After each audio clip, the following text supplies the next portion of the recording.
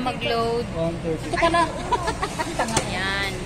Ayan yung pera niya, 132. Tapos nagulog siya doon. Yun. Confirm. Confirm. So, wait ka lang. Pag-print. Galing natin. First time.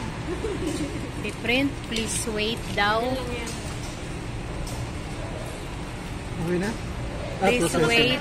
Ayan, okay na, pumasok na. Okay. Tapos, dito kukunin sa ilalim ang resibo. Ayun, ganon. Isa pa ulit. Yan, ilalagay mo dyan ang card.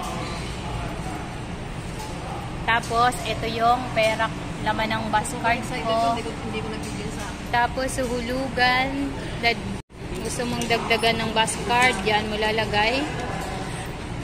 Tapos, i-confirm. Confirm ulit. Tapos, wait mo na lang.